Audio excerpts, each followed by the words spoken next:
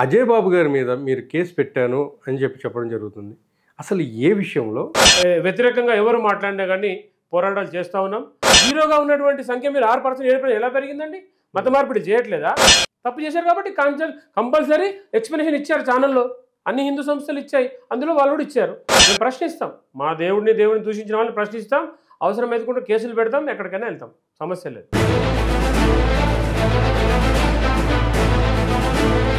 వాళ్ళకంటూ మనోభావాలు ఏమి ఉండవంటారా? వాళ్ళకంటూ స్వేచ్ఛ హక్కులు ఏమి లేవంటారా? వాళ్ళు మైకులో ఏం చెప్తున్నారండి?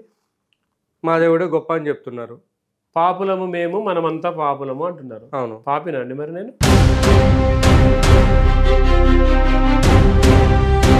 హిందూ మతం ఇక్కడిది కాదు, భారతదేశానికి సంబంధించింది కాదు, ఇరాన్ వైపు నుంచి వచ్చినటువంటి ఇంకొక మతం అనేసి కూడా మాట్లాడడం జరిగింది. శ్రీశైల గజస్తంభం వయసు ఎంత అండి? 5000 సంవత్సరాలు చరిత్ర. నాసా చెప్పినటువంటి చరిత్ర. ఓకే, 5000 సంవత్సరాలు గజస్తంభం చరిత్ర. బైబిల్ వచ్చి ఎన్ని సంవత్సరాలు అండి? ఖురాన్ వచ్చి ఎన్ని సంవత్సరాలు అండి? 2000 సంవత్సరాల చరిత్ర అనేది, 1400 సంవత్సరాల చరిత్ర. మీరు వలస వచ్చి మాట్లాడతారా?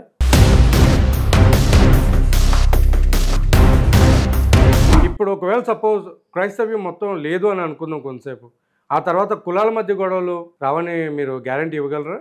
వాళ్ళ ఆధిపత్యం సాధించాలి వీళ్ళ మీద అంటూ వచ్చినటువంటి ఈ యొక్క మతాలే ఈ క్రిస్టియన్ మతం మరియు ఈ యొక్క ముస్లిం మతం కూడా. తోలు ఎక్కడి నుంచి వస్తుందండి? బర్లకు దీంతో పాటు వస్తుంది. వాటి తీసే క్రమంలో అది కుళ్ళ పెట్టాలి. కుళ్ళ పెట్టినప్పుడు వాసన వస్తుంది. వాసన వచ్చినప్పుడు ఊరు అవతల ఉండాలి.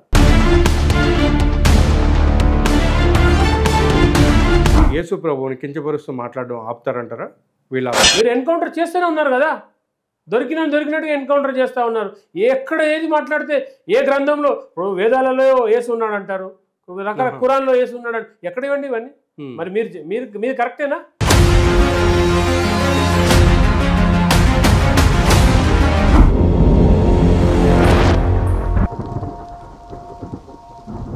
హాయ్, హలో, నమస్తే. నేను మీ యాంకర్ నాగేంద్రని. ఈరోజు మనం ఒక స్పెషల్ గెస్ట్ తోటి మన ఐరా మీడియాలో ఆయన కలవడం జరుగుతుంది.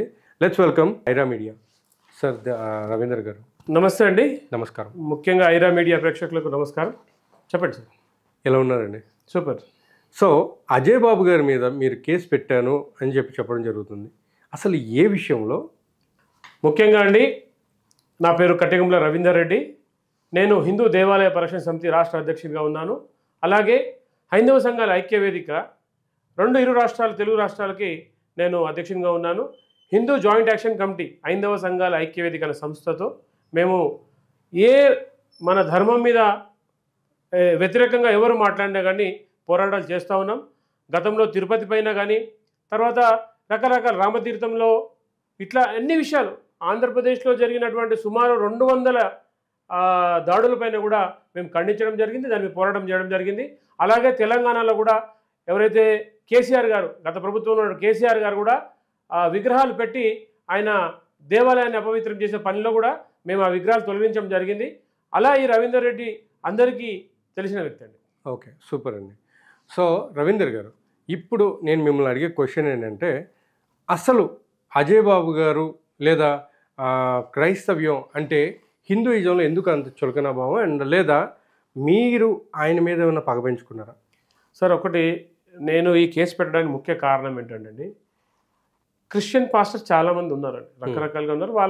వాళ్ళు చేసుకుంటూ ఉన్నారు. ఎప్పుడైతే సనాతన ధర్మాన్ని కించపరిచినప్పుడు హిందూ ధర్మంలో ఉండి మేము హిందూ వ్యతిరేకులను మేము ప్రశ్నించకుండా ఎలా? ఖచ్చితంగా ఎవరైతే ఆ అజయ్ బాబు ఉన్నాడో ఆయన అసలు పేరు ఎర్రప్ప. అతన్ని కొత్తగూడెం దగ్గర ఏదో ఊరుగా చూశాను, భద్రాచలం ఖమ్మం దగ్గర ఏదో ఊరు. ఇతను సోషల్ మీడియాలో ఈ ఛానల్స్లలో రాముని కించపరచడము, అమ్మవారిని కించపరచడము, దేవీ దేవతలు అవమానంగా మాట్లాడము. పైగా ఇతను ఏం మాట్లాడతాడంటే, ఎవరికైనా దమ్ముంటే కేసు పెట్టుకోండి అంటే చట్టాలంటే గౌరవం లేకుండా మాట్లాడాడు. అందుకనే వారి మీద మేము పూర్తి ఎవిడెన్స్తో ఏదైతే ఛానల్లో మేము చూసామో అతను మాట్లాడిన మాటలు అవిని, మరియు ఈయన మాట్లాడినటువంటి సందర్భాన్ని మొత్తం కూడా మేము కంప్లైంట్ రాసి ఉప్పల్ పిఎస్లో ఇవ్వడం జరిగింది. ఉప్పల్ పిఎస్లో ఇచ్చినప్పుడు వాళ్ళు ఏం చేశారంటే వెంటనే కేసు పెట్టలేదండి. పెట్టకుండా మమ్మల్ని రేపు రండి, ఎల్లుండి రండి అని చెప్పారు. సరే, ఎందుకంటే చూస్తారు వాళ్ళు కూడా, వీడియోస్ చూడాలి కదా, అప్పుడప్పుడే పెట్టాలంటే కుదరదు కాబట్టి 2 రోజులు సమయం ఇచ్చాం. కానీ కేసు పెట్టలేదు. దానికి మేము ప్రశ్నించడం జరిగింది. ఏంటి సార్, మేము కేసు పెట్టిన 24 అవర్స్లో ఎఫ్ఐఆర్ చేయాలి, కానీ సైబర్ క్రైమ్ లాగా మీరు అంటున్నారు కాబట్టి దీన్ని పరిశీలిస్తామన్నారు. ఓకే, పరిశీలించండి అని చెప్పాం. దానికి వారు సిఐ గారు స్పందించి పరిశీలించారు. వాళ్ళ ఎవిడెన్స్ కోసం అంటే ఏవైతే లీగల్ ఒపీనియన్ ఉందో వాళ్ళ దాని గురించి ఒపీనియన్ కోసం వెళ్ళారు. వాళ్ళు చెప్పిన తర్వాత కేసు చేయమన్నారు. దాన్ని వెంటనే కేసు చేశారు. ఈ పరిక్రమలో మొత్తం మీద ఒక 4 రోజులు 5 రోజులు పట్టిందండి. మేము కేసు పెట్టి 24వ తారీఖు మేము కేసు పెట్టడం జరిగింది. ఎఫ్ఐఆర్ కాపీ కూడా ఉంది. 24వ తారీఖు కంప్లైంట్ ఇచ్చాను. 24వ తారీఖు కంప్లైంట్ ఇచ్చిన తర్వాత 26 తారీఖు మాకు రిసీవ్డ్ కాపీ ఇచ్చారు. ఏదైతే 24వ తారీఖులో మేము కేసు పెట్టామో మాకు రిసీవ్డ్ కాపీ మాత్రం 26ని ఇచ్చారు. తర్వాత ఎఫ్ఐఆర్ మాత్రం 3వ తారీఖున ఎఫ్ఐఆర్ చేయడం జరిగింది. ఈ ఎఫ్ఐఆర్లో కూడా 2 సెక్షన్లుగా 299 ప్లస్ 66 ఐటీ యాక్ట్ పెట్టారు. ఈ 299 బిఎన్ఎస్ఎస్ యాక్ట్ పెట్టారండి. తర్వాత వీరు ఏదైతే అరెస్ట్ చేసిన విషయం కూడా మాకు తర్వాత తెలిసింది. ఆ రోజు ఏదైతే అరెస్ట్ చేస్తారో ఆ రోజు మాకు ఫోన్ కాల్స్ వచ్చినాయి, డిపార్ట్మెంట్ నుంచి ఫోన్ కాల్స్ వచ్చినాయి. ఫోన్ కాల్స్ వచ్చినప్పుడు ఏంటంటే మరి ఇక్కడ కేసు పెట్టారా ఇంకెక్కడైనా కేసు పెట్టారా మీరు అన్నారు. అంటే రాష్ట్ర స్థాయిలో మేము మా కార్యకర్తలు అందా ఉన్నారు, అందరికీ సూచన సలహా ఇచ్చాము. మేము ఎక్కడెక్కడైతే ఉన్నారో వీలైతే అక్కడ కేసు పెట్టమని, పెట్టి ఉండొచ్చు సార్ అన్నారు. దాంతోపాటు ఇంకెవరో వేరే వాళ్ళు కూడా పెట్టినట్టుగా తెలిసింది. వెంటనే వాళ్ళు అరెస్ట్ చేసినట్టుగా, అంటే వాళ్ళు అరెస్ట్ చేయబోతున్నట్టుగా మాకు సూచన ఉందండి. ఓకే, అదండి. అంటే ఇప్పుడు ఇక్కడ మీరు ఒక్కళ్ళే కలిసి పెట్టారా లేకపోతే మీతో పాటు ఎవరైనా కలవడం కూడా జరిగింది? ఎందుకంటే మా దగ్గర ఒక చిన్న ఇన్ఫర్మేషన్ కూడా ఉంది. చెప్పండి. క్రైస్తవ్యానికి సంబంధించిన ఇంకొక పర్సన్ కూడా మీతో కలిసి పెట్టడం జరిగింది కేసు అనేసి కూడా మాట్లాడుతున్నారు. అది ఎంతవరకు? సార్ నాగేంద్ర గారు, నేను క్లియర్గా చెప్పాను మీకు. 24th డేటు నేను complaint date, 26th received date, FIR 3వ తారీఖు జరిగిందా? ఆ వారు ఇచ్చింది 3వ తారీఖు కంప్లైంట్ ఇచ్చింది 3వ తారీఖు, 4వ తారీఖున ఎఫ్ఐఆర్ అయింది. అయిందంటే మాకు వారికి సంబంధం ఉన్నట్ట? లేదు. టు బి ఫ్రాంక్ గా వారు తోచినట్టు వారు పెట్టారు, నేను పెట్టాను. నేను పెట్టింది సోషల్ మీడియాలో పెట్టాను. అతను చూసి అతను పెట్టి ఉంటాడు. ఓకే, నాకు అనిపించింది అలాంటి సోషల్ మీడియాలో పెట్టేశాను. నేను కంప్లైంట్ ఇచ్చాను, విత్ ఫోటో ప్రూఫ్తో పెట్టాను. ఇతను బాగా వైలర్గా మాట్లాడుతున్నాడు కాబట్టి అరెస్ట్ చేయాలని చెప్పి సోషల్ మీడియా పెట్టాను. తర్వాత ఆయన 4-5 రోజుల తర్వాత అతను పెట్టున్నాడు. అతనికి మాకు సంబంధమే లేదండి. అతను క్రిస్టియన్ అండి, నేను హిందూని, హిందూ జాయింట్ యాక్షన్ కమిటీ ప్రెసిడెంట్ని. అదే. ఓకే, అంటే ఇప్పుడు ఆయన కేవలం దేవీ దేవతలని లేకపోతే రాముడిని కించపరచడం అనేసి మీరు పెట్టడం జరిగిందని చెప్తున్నారు. అవునండి. కానీ ఏ సందర్భంలో ఏ ఛానల్లో చూసి మీరు పెట్టారు? ఆ ప్రూఫ్ మీ దగ్గర ఏమన్నా ఉందా? ఉందండి. ఇప్పుడు ఒకసారి మీరు చూపించగలరా? ఆ ప్రూఫ్స్ కూడా మేము డిపార్ట్మెంట్ కూడా ఇచ్చాము. ఓకే, ఒక్కసారి మీరు మన ఐడియా మీడియాకి కూడా చూపించండి. ఎక్కడైతే మేము కంప్లైంట్ పెట్టామో ఆ కంప్లైంట్ కాపీలో కూడా రాసామండి. ఆ మీడియా పేరు కూడా రాశాం. మీడియా పేరు రాసి మరీ పెట్టాం. అంత ఈజీ. ఇప్పుడు నేను ఎక్కడ చూశారని చెప్పి మాట్లాడవచ్చు. ఎక్కడ చూశారంటే నేను పలానా ఛానల్లో చూశాను, ఆ సిగ్నేచర్ స్టూడియోలో చూశాను కాబట్టి నేను వాళ్ళ మీద కంప్లైంట్ పెట్టాను. మీకు కంప్లైంట్ కాపీ కూడా మీకు చూపిస్తాను క్లియర్గా, మీరు చూడొచ్చు. కంప్లైంట్ కాపీ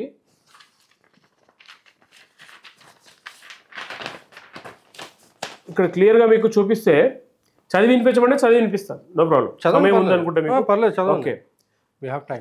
గౌరవనీయులైన స్టేషన్ ఆఫీసర్ గారికి, సైబర్ క్రైమ్ పిఎస్ అయ్యా, నా పేరు కె రవీందర్ రెడ్డి, తండ్రి వెంకటరామరెడ్డి, రామంతపూర్ మండలం, మల్కాజ్గిరి జిల్లా. నేను హిందూ ధర్మాన్ని అనుసరిస్తూ హిందూ దేవుళ్ళ పట్ల అచంచలమైన భక్తి శ్రద్ధలతో పూజలు చేసుకుంటున్నాను. ఈ మధ్య అనగా 24/3 యూట్యూబ్ ఛానల్లో చూస్తుండగా శ్రీరామచంద్రమూర్తిని అవమానిస్తూ ఒక వీడియో కనబడింది. ఆ వీడియో చేసిన వ్యక్తి మద్దిశెట్టి ఎర్రప్ప అనే అజయ్ బాబు పాస్టర్, తండ్రి పేరు కోటయ్య, సరోజనాపురం, దమ్మపేట మండలం, భద్రాద్రి కొత్తగూడెం జిల్లా, Telangana. Phone number phone number కూడా ఉంది అక్కడ ఆయన అజయ్ బాబుది, 9000668895. ఈ వ్యక్తి హిందూ దేవీ దేవతలను దూషిస్తూ హిందువులను మత విశ్వాసాలను గాయపరుస్తూ అనేక వీడియోలు చేస్తున్నాడు. ఈ వ్యక్తిని ఇంటర్వ్యూ చేసిన, ఆ వీడియో ప్రసారం చేసిన సిగ్నేచర్ స్టూడియో వారు కూడా ఈ నేరంలో భాగస్వాములుగా ఉన్నారు. గణతంత్ర లౌకిక రాజ్యం అయిన భారతదేశంలో హిందువుల మత విశ్వాసాలను గాయపరుస్తూ హిందూ దేవీ దేవులను దూషిస్తూ వీడియోలు ప్రసారం చేస్తున్న అజయ్ బాబు గారిపైన మరియు సిగ్నేచర్ స్టూడియో పైన బిఎన్ఎస్ చట్టంలోని 298, 299, 300 మరియు 302 సెక్షన్ ప్రకారము కఠిన చర్యలు తీసుకోగలరు అని కోరుకుంటున్నాను. ఈ ఫిర్యాదుతో పాటు సంబంధించిన వీడియో లింకులని మరియు సీడీ కాపీ కూడా జత చేసి ఇస్తున్నట్టుగా నేను క్లియర్ కట్గా రాశాను. ఓకే, కాబట్టి ఇక్కడ పూర్తి ఎవిడెన్స్తో ఇవ్వడం జరిగింది. ఎవరైతే ఈ అజయ్ బాబు ఉన్నాడో ఇతను వీడియోలు మీరు చూసినప్పుడు కూడా రెచ్చగొట్టినట్టు ఎంతవరకు అండి? మీకు రాజ్యాంగం కల్పించిన హక్కులో మాట్లాడే స్వేచ్ఛ అందరికీ ఉంది, భావ ప్రకటన స్వేచ్ఛ ఉంది. ఇతరుల మనోభావాలు కించపరిచే హక్కు ఎవరిదండి? ఎవరికి లేదు. ఇప్పుడు రాముడు అనేవాడు భారతదేశానికి కొన్ని వందల కోట్ల మందికి మన ఆరాధ్య దేవుడు. ఒక భారతదేశమే కాదండి, ఏ తెలుగు వారైనా ఆరాధ్య దేవుడు. కాబట్టి అలాంటి రాముడిని మీరు నీచంగా మాట్లాడితే ఊరుకుంటామండి? ఇతనే కాదండి, ఎవరి మీదైనా కేసులు పెట్టడానికి మేము ముందుగా ఉన్నాం. హిందూ జాయింట్ యాక్షన్ కమిటీ వదిలే సమస్య లేదు.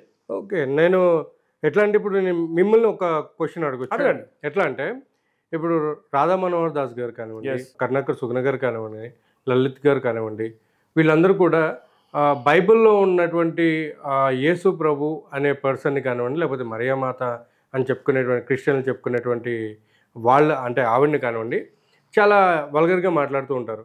సో అలా చూసుకుంటే ఈ విధంగా చెప్పాలంటే ఇప్పుడు వీళ్ళందరి మీద కూడా ఈ అజయ్ బాబు అనే పర్సన్, పాస్టర్ అజయ్ బాబు గారు అనే పర్సన్ కేసు పెట్టడం కూడా జరిగింది. ఆయన పెట్టిన కేసుని వాళ్ళు ఇప్పుడు దాకా కూడా ఏమీ పరిశీలించినట్టు కూడా కనిపించట్లేదు. ఆ విధంగా చూసుకుంటే ఇప్పుడు అజయ్ బాబుని అరెస్ట్ చేస్తారు, అంతా అయిపోయింది. మరి ఇప్పుడు వాళ్ళని కూడా అరెస్ట్ చేస్తున్నారు లేకపోతే ఏంటి? సరే, ఇక్కడ ఒక మాట చెప్తాను మీకు, చెప్పండి. మీరు వినాల్సిన మాట, ఈ సమాజం తెలుసుకోవాల్సిన మాట. ఏదైతే మీరు అన్న రాధా మనోహర్ గారు, ఈ మిగతా వాళ్ళు ఉన్నారు కదా, వాళ్ళ పేరు చెప్పారు, మీరు కేసు పెట్టారని చెప్తున్నారు. ఎప్పుడు పెట్టారండి కేసు? వారు ఎప్పుడు తిట్టారు? మీకు ఏమైనా ఐడియా ఉంది? రెగ్యులర్గా అంటే ముందులో వీడియోస్లో. మరి ఏం చేశారండి ఇన్ని రోజులు? మీరేం చేశారండి? కౌంటర్గా వచ్చి తిట్టారు కదా, వారు తిట్టారని అంటున్నారు. మరి మీరేం చేశారండి? మీరు వచ్చి తిట్టారు కదా, కేసు ఎప్పుడు పెట్టారు మీరు? కాబట్టి నేను రెచ్చగొట్టింది ఎవరు? ముందుగా మీరు గమనించండి, రెచ్చగొట్టింది ఎవరు? క్రైస్తవులే రెచ్చగొడుతున్నారు, రోజు రెచ్చగొడుతున్నారు. ఒక్కరోజు రెచ్చగొట్టట్లేదండి, ఇది రోజు రెచ్చగొడుతున్నారు. పొద్దున్న లేస్తే మైకులు పెట్టి ఏమని తిడతారండి మీరు? సైతాన్ తిడతారా? చండాలని తిడతారా? ఇట్లా ఇష్టం ఉన్నట్టుగా మాట్లాడేది ఎవరండి? దేవతను కించపరిచే హక్కు మీకు ఎవరు ఇచ్చారండి? మీరు మీరు మీరు చేసినటువంటి తప్పే ఇదంతా కూడా. ఇక్కడ వరకు రావడానికి కారణం కూడా మీరు చేసిన తప్పే. మీరు మీ మత ప్రచారం చేసుకోండి మీ హద్దుల్లో. మీకు బైబిల్లో ఏం చెప్పింది అది చేసుకోండి. సరే, బైబిల్ గురించి మాట్లాడితే బైబిల్లో మీరు అన్నారు బైబిల్ మీద తప్పుగా మాట్లాడారండి. బైబిల్ తెలిసిన వాళ్ళు ఎవరైనా కూడా బైబిల్లో ఉన్న విషయాలే వాళ్ళు చెప్పారు బయటికి. తప్పుగా చెప్తే కేసులు పెట్టండి, తప్పేముంది? ఇప్పుడు మేము కాదనట్లేదు, తప్పు ఎవరు చేసినా తప్పే. రాధా మనోహర్ గారు చేసినా తప్పే, ఇంకొకరు ఎవరు చేసినా తప్పే. కానీ మీరు ఇన్ని సంవత్సరాల వరకు ఇప్పుడే మాట్లాడుతున్నారంటే కారణం ఏంటండి? రెచ్చగొట్టింది మీరు కదా. అంటే ఈ మధ్యలో మీరు ఏం చేశారు? ఇన్ని సంవత్సరాలు ఏం చేశారండి? ఇప్పుడు స్వతంత్రం వచ్చినప్పటి నుంచి కూడా మీరు ఏం చేసి మత ప్రచారం చేయట్లేదా? జీరోగా ఉన్నటువంటి సంఖ్య మీరు 6%, 7% ఎలా పెరిగిందండి? మత మార్పిడి చేయట్లేదా? రాజ్యాంగ విరుద్ధంగా మీరు లేరా? ఇవాళ మాట్లాడితే కోపం వస్తుందండి. కాబట్టి మీరు చేసిన తప్పుని ముందు తెలుసుకోండి, తెలుసుకొని మాతో మాట్లాడండి. డిస్కషన్ ఎవరితో మాట్లాడినా, ఇటు ఛానల్స్ వాళ్ళు, మిగతా ఛానల్స్ వాళ్ళతో మాట్లాడినా, రాధా మనోహర్తో మాట్లాడినా కానీ తప్పు చేసింది ముందు ఎవరు? తప్పు చేసిన వాళ్ళు మీరు. ఉల్టా తప్పు చేసి మమ్మల్ని మీరు దొంగ అంటే ఎట్లా అండి? తప్పు చేశారు కాబట్టి కంపల్సరీ ఎక్స్ప్లెనేషన్ ఇచ్చారు ఛానల్లో, అన్ని హిందూ సంస్థలు ఇచ్చాయి, అందులో వాళ్ళు కూడా ఇచ్చారు. తప్పేం లేదండి. అంటే డిబేట్ల పేరుతోటి మామూలుగా మత విద్వేషాలు రెచ్చగొట్టే ప్రక్రియ కూడా జరిగింది అనేసి కూడా అంటున్నారు కదా. నేను ఎక్కడికి వస్తున్నాను, డిబేట్ పేరు మీద డిబేట్లు జరిగినటువంటి ఛానల్స్ ఏవైతే ఉన్నాయో సార్, మీరు గమనించండి. మొదటిగా స్టార్ట్ చేస్తే అప్పుడు ఛానల్స్ ఏమి లేవండి. హిందూ సంస్థలకు ఏ ఛానల్ లేదండి. ఎవరికి ఛానల్స్ ఉన్నాయండి? క్రిస్టియన్ ఛానల్స్ ఉన్నాయండి. వాళ్ళు ఆ ఛానల్స్కి పిలిపించి అక్కడ డిబేట్లు పెట్టి అక్కడ చేసిన వైరల్ ఎవరండి? క్రిస్టియన్ ఛానల్స్ కాదా? ఓకే, విత్ ఎవిడెన్స్ మా దగ్గర ఉందండి, విత్ ఎవిడెన్స్ ఉంది. ఎందుకంటే అప్పుడు ఛానల్స్ ఎవరికి లేవండి. ఈ మీ సోకాళ్ళు ఎవరైతే మీరు చెప్తున్నారో క్రిస్టియన్ని తిడుతున్నారని చెప్తున్నారో వాళ్ళకు కూడా ఛానల్స్ లేవండి. ఛానల్స్ ఎప్పటి నుంచి ఉన్నాయండి? అంతకుముందు ఉన్న ఛానల్స్ అని క్రిస్టియన్ ఛానల్సే కదా. మరి అక్కడ డెబిట్ పెట్టుకోలేదా మీరు? డెబిట్ పెట్టినప్పుడు మీ అంతలో మీరు పిలిచారు కదా వాళ్ళని, వాళ్ళు మేము వస్తామని చెప్పలేదు కదా, దమ్ముంటారా చూసుకుందాం అని అన్నారు కదా. వాళ్ళు వచ్చారు, ఎండగట్టారు, మీ భాగవతం బయట పెట్టారు. తప్పేముందండి ఇందులో? బైబిల్లో ఉన్నదే చెప్పారు వాళ్ళు, బయట నుంచి ఏది కల్పితే చెప్పలేదు, బైబిల్లో ఉన్నదే చెప్పారు వాళ్ళు. తప్పు తప్పు అని చెప్పి, ఈ తప్పు నిజం నిజం చెప్తే తప్పు ఎలా అవుతుందండి? సమాజం ఇవాళ అందరూ కూడా మాట్లాడుతున్నారు, ప్రతి ఒక్కరు మాట్లాడుతున్నారు. కారణం ఏంటంటే సార్, ఇవాళ అందరూ తెలిసిపోయింది, బైబిల్ అంటే ఏంటో తెలిసిపోయింది, భగవద్గీత అంటే ఏంటో తెలిసిపోయింది. కాబట్టి ప్రతి ఒక్కరు మాట్లాడతారు. మాకు తెలిసింది, మేము చూసాం అంటే అక్కడ మాట్లాడే తప్పు అని మాకు తెలిసింది కాబట్టి మేము కంప్లైంట్ చేసాం. అదే అంటే ఇప్పుడు మీరు అనేది ఏంటి? మాకు ఏది అంటే మేము ఏది చేసినా కానీ మా హద్దుల్లో ఉండే మేము చేసాం. 101% హిందూ సమాజం ఏదైనా కానీ మాకు చెప్పింది ఏంటంటే సర్వే జన సుఖినో భవంతు అని కోరుకునేటువంటి ఒకటే హిందూ ధర్మము. కరెక్ట్. మా దేవుడు గొప్ప, వీళ్ళని రాళ్ళతో కొట్టండి, వీళ్ళని అలా చేయండి ఇలా చేయండి అని మా ధర్మం చెప్పలేదు. కేవలము అందరినీ సమానంగా చూడమన్నది. ఇంకొక మాట కూడా చెప్తున్నాను, ఇక్కడ ఎవరైతే మిమ్మల్ని అంటున్నారో తిరిగి హనుమాన్ చెప్పింది కూడా మా ధర్మమే. కాబట్టి మేము ప్రశ్నిస్తాం, మా దేవుడిని దూషించిన వాళ్ళని ప్రశ్నిస్తాం, అవసరం ఎదుకుంటూ కేసులు పెడతాం, ఎక్కడికైనా వెళ్తాం, సమస్య లేదు. ఓకే. అంటే ఇప్పుడు మీరు ఎవరైతే ఇప్పుడు మద్దిశెట్టి ఎర్రప్ప అని చెప్పేసి అజయ్ బాబు గారి పేరు మరీ అట్లా తీసి మాట్లాడుతున్నారు కదా మీరు, ఆయన జోహార్ శ్రీరామ తీసా అనేది వీడియో గురించి కూడా మీరు హట్ అవ్వడం జరిగింది లేకపోతే ఏంటి సార్? ఒకటి, జోహార్లు ఎవరికి చెప్తారండి?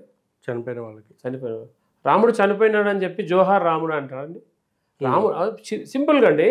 ఇప్పుడు ఇంకొక మీరు మొక్కేటువంటి దేవుడు కూడా మనిషి రూపకంగానే వచ్చాడు కదా, అంటే వచ్చాడు కదా, మరి దేవుడు ఎలా అయ్యాడండి? కాబట్టి నేనేమంటానంటే క్రియలను బట్టి, కాబట్టి నేనేమంటానంటే కోట్లాది మంది హిందువులు ఆరాధించేటువంటి దైవాన్ని మీరు కించపరుస్తున్నారని కనీస అనుభవం అవగాహన లేకుండా ఎలా ఉంటుంది చెప్పండి. కాబట్టి నేనేమంటాను, మీరు మాట్లాడేటప్పుడు ఒళ్ళు దగ్గర పెట్టుకొని మాట్లాడితే ఈ పరిస్థితి రాదు. ఇవాళ వచ్చింది, ప్రతి హిందూ స్పందిస్తాడు, రేపు మీ ఆటలు సాగవు. ఈ మీడియా ద్వారా, ఐరా మీడియా ద్వారా నేను యావత్ హిందూ సమాజాన్ని కూడా చెప్తున్నా, ఎక్కడ కూడా మన హిందువులని కానీ మనల్ని కానీ కించపరిచినట్టు మాట్లాడితే చట్టాలు ఎన్నో ఉన్నాయి, ఖచ్చితంగా కేసు పెట్టాల్సిందే. రవీందర్ గారు, ఇప్పుడు మీరు ఇట్లా మాట్లాడుతున్నారు కదా, మరి క్రైస్తవులు వాళ్ళకంటూ మనోభావాలు ఏమి ఉండవంటారా? వాళ్ళకంటూ స్వేచ్ఛ హక్కులు ఏమి లేవంటారా? ఎందుకంటే రోడ్డు మీద వాళ్ళు ఏదో మామూలుగా ఎట్లా మైక్లో మాట్లాడుకుంటూ పాటలు పాడుకుంటూ వెళ్ళినా వెనకమాల పడి మరి వాళ్ళని కొట్టడాలు తిట్టడాలు అవన్నీ చేస్తున్నారు కదా మన హిందువులు. మరి అంతవరకు అది ఎంతవరకు కరెక్టు సార్? కొట్టడాలు తిట్టడాలు మీరు అంటున్నారు కదా, వాళ్ళు మైకులో ఏం చెప్తున్నారండి? మా దేవుడే గొప్ప అని చెప్తున్నారు. పాపులము మేము, మనమంతా పాపులము అంటున్నారు. అవును, పాపినండి మరి నేను? పాపిని కాదండి నేను. నా జన్మ పవిత్రమైనటువంటి జన్మ. కాబట్టి ఈ పాపులను చెప్తూ నువ్వు పాపి అయితే అవ్వచ్చు, కానీ నేను పాపిని కాదు కదా. పాపి పుట్టుక నాది కాదు. ఈ పవిత్రమైన హిందూ ధర్మంలో మనిషి పుట్టుక అనేది మహనీయమైన జన్మ. కాబట్టి మీరు పాపులు. ఎప్పుడైతే మీరు మాట్లాడే విధానం ఏదైనా ఉందో అది పాపులో మాట్లాడే మాటలే మీరు మాట్లాడుతున్నారు. నువ్వైతేగా మేము పాపులమండి అని చెప్పుకో, తప్పులేదు. మనమంతా పాపులమని అంటే ఎట్లా? నా దేవుడు పాపే అని చెప్పుకో. గొర్రె బిడ్డలు అంటే గొర్రెలుగా ఒకటి చెప్తే దాని వెనకాల ఏది చెప్తే అది మాట్లాడే తత్వం మీది. గొర్రెలు మీరు. నీ దేవుడే చెప్పాడు, నా బిడ్డలు గొర్రె బిడ్డలు అని చెప్పాడు. గొర్రెల కాపరి నేను అంటున్నాడు. మేము ఉన్నమాట అంటే మీకు కోపం వస్తుందే. కాబట్టి మేము అదే అంటాము, గొర్రెలుగా ఉండండి, గొర్రెలు మనుషులుగా మారమంటున్నాం మేము. అంటే ఇప్పుడు మణిపూర్లో కూడా ఒక ఎట్లా అంటే హిందువులు క్రిస్టియన్ల మధ్య జరిగినటువంటి పెద్ద ఘర్షణలో ఆడవాళ్ళని కూడా లేకుండా చాలా దారుణంగా హిందువులు క్రైస్తవ మహిళని హింసించారు అని చెప్పి కూడా చాలా పెద్ద. సార్ నేను మణిపూర్ విషయమే కానీ ఇంకా వేరే విషయాలే కానీ ఎందుకు మాట్లాడానంటే అవుట్ ఆఫ్ స్టేషన్ అది. నేను భారతదేశంలోనే కదా, అదే నేను తెలంగాణలో తెలంగాణలో ఉన్నా కాబట్టి నేను ఇక్కడ విషయం మాట్లాడతాను. అక్కడ విషయం జరిగిపోయింది, దానికి ఉన్నటువంటి బ్యాక్గ్రౌండ్స్ ఏంది ఇక్కడ మీరు గమనించండి. మణిపూర్లో క్రైస్తవులు చేసినటువంటి మత కల్లోలం ఎలా ఉందండి, అది ఎవరికైనా తెలుసా అండి? మరి చెప్పండి, ఏం జరిగింది మణిపూర్? ఎంతసేపు ఇక్కడ రెండు తెగల కొట్లాటలండి, దాన్ని మతాల మధ్య తీసుకొచ్చేసారు. ఓకే, ఇక్కడ మీరు గమనించండి, మణిపూర్లో రెండు తెగల కొట్లాలు. వీళ్ళకి ఏంటంటే అక్కడ మణిపూర్ ఆ ఏరియా అంతా కొంచెం కొకైన్ డ్రగ్స్కి సంబంధించినటువంటి ఏరియా. ఒక వర్గం కొండ కింది ప్రాంతాల్లో ఉంటుంది, ఒక వర్గం కొండ పైన ప్రాంతాల్లో ఉంటుంది. వీళ్ళకు వచ్చినటువంటి గొడవలన్నీ కూడా ఇలా మతపరంగా సృష్టించారు వీళ్ళంతా. ఓకే, కాబట్టి ఇక్కడ జరిగేది ఏంటంటే మనం నిజాలు తెలుసుకోకుండా మాట్లాడేస్తే సరిపోదండి. మణిపూర్లో ఇది జరిగింది, అక్కడికి వెళ్ళి చూసి వచ్చిన వాళ్ళు చెప్పారు, మీడియాలో రాశారు. ఇప్పుడు క్రైస్తవ మీడియా అంతా ఏం చేస్తుందండి, క్రైస్తవులను కొట్టి చంపుతున్నారు, క్రైస్తవులను కూడా. మరి బంగ్లాదేశ్లో ఏం జరుగుతుందండి, ఎందుకు మాట్లాడరండి? మరి అక్కడ కూడా బంగ్లాదేశ్ హిందువులు నరికి చంపుతున్నారు కదా, నడి రోడ్డు మీద రేపులు చేస్తున్నారు కదా, మానభంగాలు చేస్తున్నారు కదా, అమ్మాయిల్ని నడి రోడ్డు మీద మానభంగాలు ఇచ్చి చంపుతున్నారు కదా, మరి దాని గురించి ఎందుకు మాట్లాడరండి? కాబట్టి నేనేమంటానంటే ప్రస్తుతం మన తెలంగాణలో మత మార్పిడి విచ్చలవిడిగా జరుగుతుంది, హిందువులపైన దాడులు చేసే ప్రక్రియ జరిగింది. మీరు ఎక్కడికో మణిపూర్ వెళ్తున్నానంటే నిన్న కాక మొన్న మన సంక్రాంతి పండుగకి ఇంటి ముంగట ముగ్గులు వేసుకుంటే ఇంటి ముందు క్రిస్టియన్ వాళ్ళు వచ్చి కాళ్ళతో తన్నేసి తుడిచేశారండి. ఇది న్యాయం అంటారా? Apartment right. ఇది చూసామండి. అక్కడ మణిపూర్లో చూడలేదు, విన్నాం. ఇది చూసాం, కళ్ళారా చూసాం. వెళ్ళి మేము కంప్లైంట్ చేసాం వాళ్ళ మీద. నరుకుతాం, చంపుతాం, ఎదురుగా ఉన్న వాళ్ళు పండుగ కనీసం గౌరవించాలి కదా. అది లేకుండా మరి మీరు దాడులు చేయొచ్చా? ఎవరు దాడులు చేసినట్టు కనపడతా ఉంది ఇక్కడ మీకు. కాబట్టి ఎవరైతే మత మాఫియాని ముసుగులో ఇవాళ ప్రశాంతంగా ఉన్న సమాజంలో చిచ్చు పెట్టే ప్రయత్నం చేస్తున్నారు. కాబట్టి ఖచ్చితంగా చెప్తాను, ఎవరైతే మతం మాదే గొప్ప అని చెప్పుకుంటూ ఇవాళ మా దేవుడే గొప్ప అని చెప్పుకుంటూ చిచ్చు పెట్టే ప్రయత్నం జరుగుతూ ఉందండి. ఇది మనం గమనించాలి. రవీందర్ గారు, ఇప్పుడు అట్లా చూసుకుంటే మత మార్పిళ్ళు మీరు అంటున్నారు కదా, మరి మత కల్లోలాలు అనే అనడంలో కూడా కొన్ని ఉన్నాయి కదా. ఎట్లా అంటే ముస్లిమ్స్ యొక్క ఏమంటారు మస్జిద్ల దగ్గరికి వెళ్ళి జై శ్రీరామ్ అని పలకడాలు, వాళ్ళది నమాజ్ అయ్యే టైంలో కూడా ఆ విధంగా బిహేవ్ చేయడాలు, విగ్రహాలు తీసుకుని వెళ్ళి మొత్తం సౌండ్లు చేయడాలు, అవన్నీ ఎంతవరకు కరెక్ట్ అని మీ దృష్టిలో? సార్ మీరు ఒక మాట అన్నారు, ఎక్కడ మస్జిదుల దగ్గర వెళ్ళి అక్కడ సౌండ్ జరిగింది. అది సరే నేను చెప్తా, అక్కడికే వస్తున్నాను. మస్జిదుల దగ్గర సౌండ్ మీకు ఆ ఒక్క సంవత్సరానికి ఒక్క రోజు జరిగే ఊరేగింపు మాత్రమే కనిపించింది. మరి 365 రోజులు మైక్ సౌండ్ వినబడట్లేదు సార్? వినబడుతుంది కదా. అంటే వాళ్ళది అది కూడా రంజాన్ టైం అనమాట.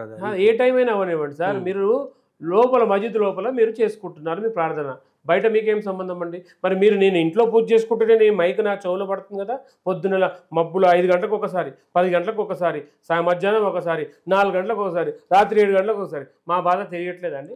అయితే రవీందర్ గారు, నేను మిమ్మల్ని స్ట్రైట్ క్వశ్చన్ ఒకటి అడగండి. వీళ్ళది మా అంటే 2 నిమిషాలు 3 నిమిషాలు ఉంటుంది వచ్చే మీ సౌండ్లు ప్రతిసారి కూడా. మా అంటే 1 నిమిషం 2 నిమిషాలు 3 నిమిషాలు ఓకే టైమింగ్ ప్రకారం చెప్పుకున్నారు. కానీ ఇక్కడ నేను అడగబోయే ఇప్పుడు ఈ క్వశ్చన్ ఏకదాటిగా ఒక 15 to 20 minutes అంటే ఆ టైం క్యాల్కులేట్ చేసుకుని ఇక్కడ డప్పులు గట్టి కొడుతూ ఉంటారా మస్జిద్ దగ్గర?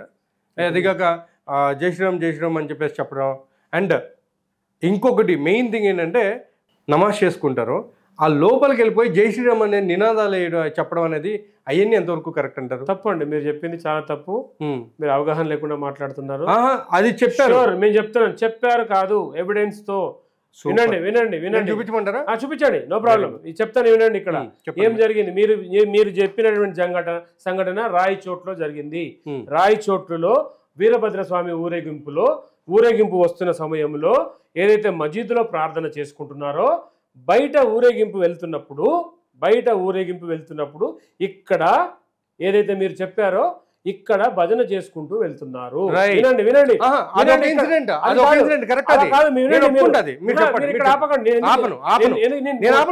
పూర్తిగా చెప్తా. భజన చేసుకుంటూ వెళ్తున్నాను.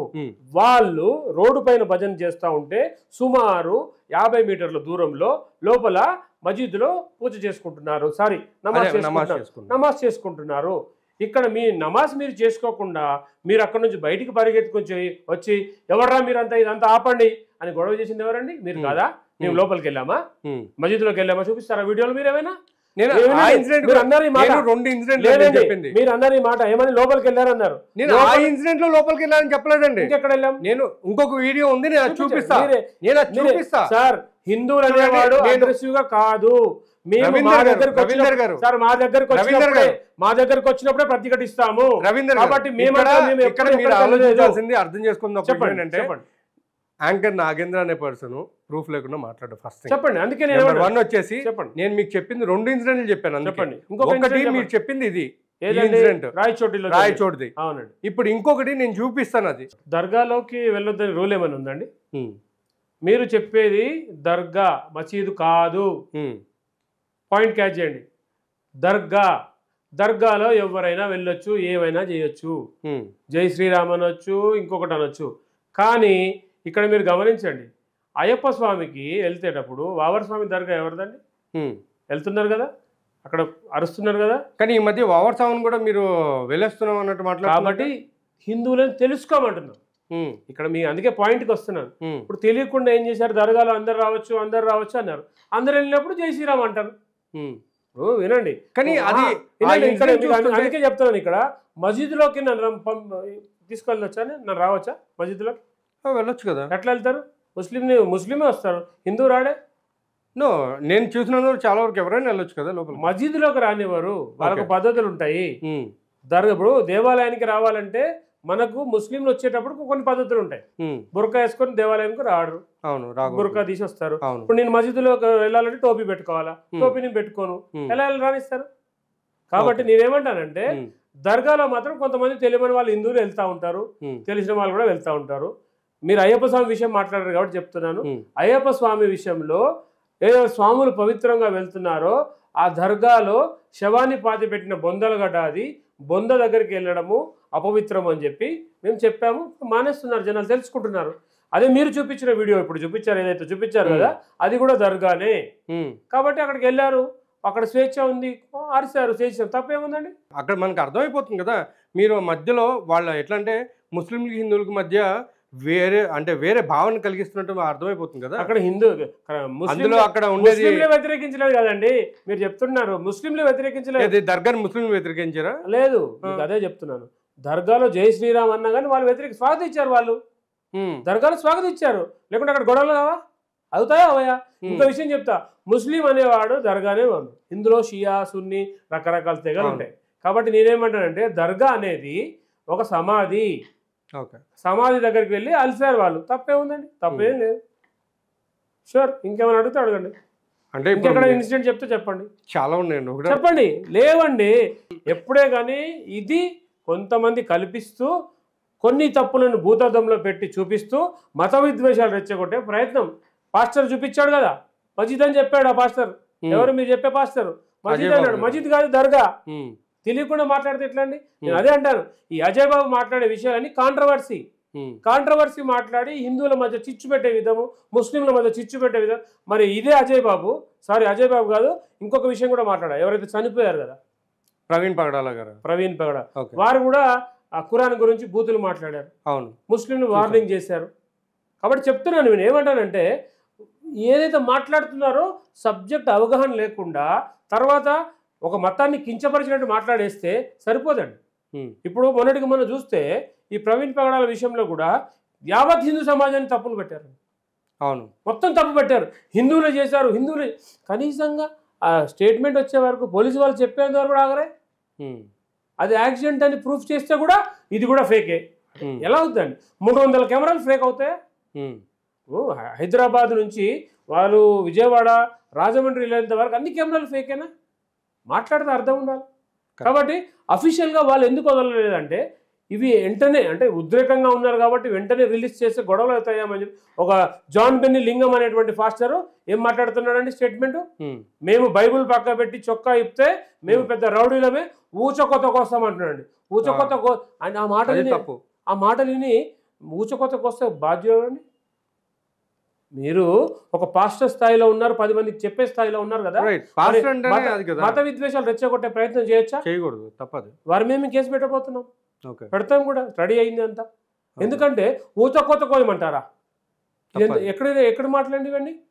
ఊచకొత్త అంటే మామూలు మాట్లాడండి. మీ మాటలకు ప్రేరేపణ చెందే వాళ్ళు ఊచకొత్త కోసం బాధ్యుడు అండి. కరెక్ట్ అది. కాబట్టి వీళ్ళు మత విద్వేషాలు రెచ్చగొట్టేది క్రిస్టియన్సేనండి. కులా చెప్తున్నాను ఇవాళ ఈ ఛానల్ మాధ్యమంగా. క్రిస్టియన్స్ వాళ్ళకు ఉన్నటువంటి అవగాహనలో మాట్లాడితే గొడవలే లేవండి. పొద్దున్న లేస్తే దేవి దేవతలు, సైతాన్లు, మీ దేవుడి రాళ్ళు, ఇలా అలా మా మత విద్వేషాల మీద మా మీద బురద జల్లుతూ నానా గేలి చేస్తూ ఉంటే ఊరుకుని కూర్చోవాలండి? కేసులు పెట్టొద్దా? ఖచ్చితంగా కేసులు పెడతాం. రాజ్యాంగం మాకు ఇచ్చినటువంటి హక్కు కాబట్టి కేసులు పెడతాం. ఇలా కేసులు పెట్టుకుంటూ పోతే సమస్యలు సమసిపోతాయా? కూర్చొని మాట్లాడితే ఉన్న ప్రాబ్లమ్ని సార్ట్అవుట్ చేసే అంటే ప్రక్రియ ఏమైనా ఉందా? మీరు కూర్చొని ఎవరితో కూర్చుంటామండి? ఇప్పుడు సపోజ్ ఇప్పుడు ఎవరైతే ఒక సంఘానికి, అంటే ఇప్పుడు క్రైస్తవ్యానికి ఎవరైతే పెద్దలు ఉన్నారో, పోనీ మన హిందూ ధర్మానికి ఎవరైతే పెద్దలు ఉన్నారో వాళ్ళు కూర్చుని ఒక ప్రక్రియని స్టార్ట్ చేసి, నేనేమంటానంటే అండి, మీరు శాంతి చర్చలు జరపాలనుకుంటే ఫస్ట్ మీ దాడి ఆపండి. రైట్, దాడి ఆపినప్పుడు ఆటోమేటిక్గా ఇక్కడ ఆగిపోతుంది. అప్పుడు శాంతి చర్చలకు రావచ్చు. కాబట్టి మీరు మాట్లాడుతూనే ఉంటాం, వచ్చి మీరు మాట్లాడి మీరు కాంప్రమైజ్ ఇప్పుడు కాంప్రమైజ్ గురించి ఎందుకు మాట్లాడుతున్నారండి? కేసులు పెడతారనా, రేపు మాట్లాడకుండా చేస్తారనా? అంటే ఇప్పుడు మీతోటి కాంప్రమైజ్ గురించి కూడా ఎవరైనా మాట్లాడారు ఇప్పటివరకు? నాతో కాంప్రమైజ్ అయ్యే సమస్య లేదండి. ఇవాళ మాకు జరిగినటువంటి నష్టం, హిందువులకు జరిగినటువంటి నష్టం అంతా ఇంత కాదండి. కొన్ని కుటుంబాలను నాశనం చేశారండి, కొన్ని కుటుంబాలు మార్చేశారండి. అన్నదమ్ముల మధ్యలో విభేదాలు, తండ్రి కొడుకుల మధ్య విభేదాలు, అక్క చెల్లెల మధ్య విభేదాలు, తండ్రి చనిపోతే కొడుకు వచ్చి అంత్యక్రియలు చేయడండి. నేను మతం మారిపోయాను, నువ్వు ఏ చావైనా చావు అని చెప్పి వదిలేశారండి. ఎవిడెన్స్ ఇస్తాను ఇవన్నీ నేను మాట్లాడే మాట. కాబట్టి నేనేమంటానంటే ఆ విషయం గురించి ఒకసారి నేను అడిగాను కూడా అండి. ఎవరిని అడిగారండి? ఒకనొక పాస్టర్ని నేను అడిగాను. అదే ఓకే. ఆ పాస్టర్ అంటాడు, ఆయన చెప్పింది ఏంటంటే ఆడెవడో పనికిమాలినోడు అన్నాడు, అలా చేయడం చాలా పెద్ద తప్పు అన్నాడు. మరి పనికి మాలినోడని తెలిసినప్పుడు మీరు వెళ్ళి వాడికి బుద్ధి చెప్పొచ్చు కదా, ఇది కాదు నానే తప్పు, ఇది వెళ్ళొచ్చు అని చెప్పొచ్చు కదా. వెళ్ళలేదే, చెయ్యొద్దు అంటున్నారు, బొట్టు పెట్టుకోవద్దు అంటున్నారండి, ప్రసాదం తినొద్దు అంటున్నారండి. రైట్. మరి ఇదంతా విద్వేషం కాదండి? కరెక్ట్. అది కాబట్టి నేనేమంటానంటే తప్పు మీ పక్కన ఉంది, మీ తప్పును మీరు సరి చేసుకోండి, హిందూ దేవతలు కించపరచకండి, ఆటోమేటిక్గా ఇక్కడ ఆగిపోతాయి. నేను చెప్పేది అదే. కరెక్ట్. మీ వైపు నుంచి తప్పు ఉన్నప్పుడు మమ్మల్ని ఆగుకుంటే ఎలా అండి? మీరు ఇవాళ మా దేశంలోకి వచ్చేసి ఎక్కడో విదేశాల నుంచి ఇక్కడికి వచ్చేసి ఇవాళ మత మార్పులు చేసి కోట్లాది కోట్ల హిందువులు మార్చేసి మా భూములను ఆక్రమించేసుకొని చర్చిలు కట్టేసుకొని మీరు చదువు పేరుతో మా హిందువుల మనస్సు మార్చేసి ఇట్లా రకరకాలుగా మీరు మత మార్పిడి చేస్తూ మీరు హిందువులని అవమానపరుస్తూ గేలిపరుస్తూ హిందూ దేవతలకు కించపరుస్తూ మాట్లాడుతున్నారు. ముందుగా మీరు మారండి, ఈ క్రైస్తవ మాఫియా అంతా కూడా మారాలండి. ఓకే రవీందర్ రెడ్డి గారు, అయితే ఇక్కడ మీరు ఇందాక చదువు అనే మాట మాట్లాడారు. సో హిందూ ధర్మం కూడా మాట్లాడారు. హిందూ ధర్మంలో చదువు అనేది ఎవరికి సొంతమైంది? అది ఓన్లీ బ్రాహ్మణ్స్కా లేకపోతే ఎవరికైనా? చదువు అనే సిస్టమ్ చెప్తానండి. ఇక్కడ మీరు చరిత్ర చూసుకుంటే భారతదేశంలో గురుకులం అనేటువంటి వ్యవస్థ ఉండేది. అవును. గురుకులంలో అందరు వచ్చేవారు, అందరు ఉండేవారు. ఆడపిల్లలు చదువుకోవడానికి లేదు కదా అప్పట్లో? చెప్తాను, నాకు అది కూడా చెప్తాను. ఆడపిల్లలు చదువుకోవడం లేదండి. మొన్న ఎవరండి? అది తర్వాత అండి, ఆ ఇన్సిడెంట్ తర్వాత. ఎందుకంటే దానికి ముందు చాలా వరకు కూడా బ్రాహ్మణ్స్ చెప్పడం జరిగింది, మీరు అదే చదువుకోవడం ఇంట్లో ఇది అది ఆ ఒక్క చేసుకుంటే కరెక్ట్ అనేసి తీసేయండి. అది కొన్ని లెఫ్టిస్ట్ పార్టీలు ప్రాపగాండం చేసినటువంటి మాట. ఓకే. కాబట్టి నేను ఏం చెప్తానంటే ఎవరైతే ఈ దేశంలో వచ్చి ఫస్ట్ మా ధర్మాన్ని, నా నాగరికతను, నా వ్యవస్థ నాశనం చేసింది క్రిస్టియన్స్. అంటే ఇక్కడ ఇంకొక విషయం కూడా ఉంది. అసలు వలస వచ్చిన ఏదైనా మతం ఉందంటే, అంటే ఏదైనా మతం ఉందంటే అది హిందూ మతం అనేసి మాట్లాడుతున్నారు. ఎలా అంటారు? ఎందుకంటే అసలు హిందూ మతం ఇక్కడిది కాదు, భారతదేశానికి సంబంధించింది కాదు, ఇరాన్ వైపు నుంచి వచ్చినటువంటి ఇంకొక మతం అనేసి కూడా మాట్లాడడం జరిగింది. అది ఎంతవరకు రైట్ అంటారు? సార్ కామెడీగా ఉందండి. ఎందుకంటే నా దేశం, నా ఇప్పుడు ఇక్కడే చెప్తాం, అందరూ ఎక్కడో అవసరం లేదు. శ్రీశైల గజస్తంభం వయసు ఎంత అండి?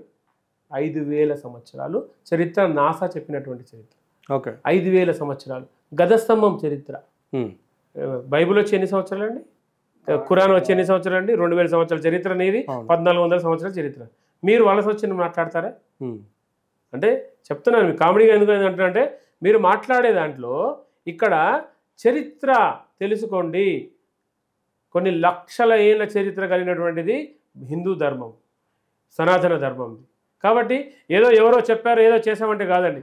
ఇక్కడ ఈ చరిత్రలను కూడా అంత మార్చింది కూడా ఎవరండి? మెకాలయ విద్యా వ్యవస్థ.